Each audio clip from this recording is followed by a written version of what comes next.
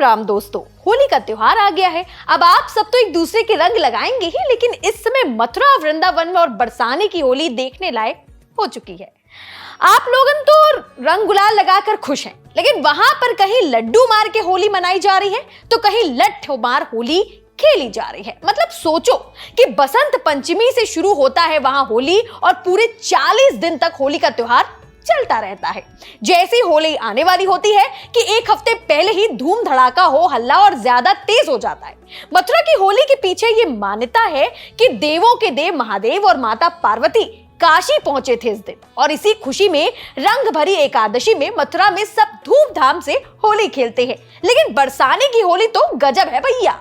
यहाँ मुंह खोलकर खड़े हो जाइए आसमान के नीचे, लड्डू गिरेंगे सीधे आपके मुंह के अंदर। सही में भैया, यहाँ रंग तो लगाया जाता है पर उससे पहले एक दूसरे पर लड्डू फेंके जाते हैं। हाँ भैया, लड्डू खाने वाले, मीठे मीठे मोतीचूर के लड्डू।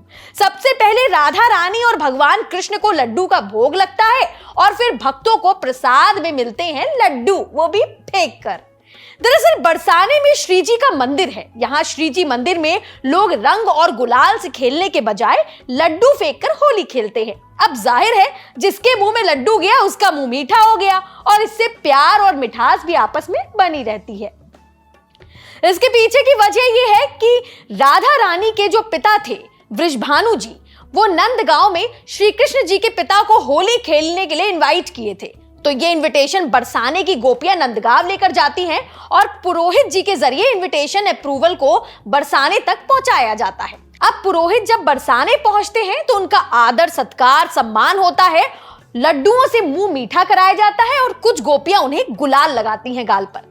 जब पुरोहित जी के पास रंग गुलाल उस टाइम नहीं होता है तो वो गोपियों पर लड्डू बरसाना शुरू कर देते हैं। बस वहीं से ये प्रथा जो है चली आ रही है। हर साल बरसाने में करीब 10 टन लड्डू आते हैं। अब देखिए, बरसाना और मथुरा में तो लठमार होली होती है जिसमें सभी औरतें आदमियों पर लठ बरसाती हैं और वो आदमी ढाल को लेकर सिर पर रखकर अपनी अपनी खुपड़ियां बचाते हैं। लेकिन गोकुल में छड़ी मार होली खेली जाती है। ये लठमार होली से थोड़ा अलग है। इसमें सभी औरतें मर्दों को रंग लगाने पर छड़ी से उनकी पिटाई कर देती है, माने कि सोंट देती हैं कायदे से। उधमबाजी होती है। रंग गुलाल की वजह से आपको हर गली में गुलाल बिखरा हुआ मिलेगा। हर जगह गुलाल की खुशबू और हवा में रंग के साथ साथ मथुरा के द्वारकाधीश मंदिर की झांकी सड़कों पर और राधे राधे की आवाज और ज्यादा शानदार हो जाती है। ये तो रही नॉर्थ इंडिया की होली, लेकिन साउथ स्टेट कर्नाटक के हम्पी सिटी में ढोल नगाड़ों के साथ जुलूस निकलता है। नाचते गाते लोग होली मनाते हैं। एक दूसरे को रंग से सराबोर करने के बाद तुंगभद्रा नदी में गोते लगाते हैं।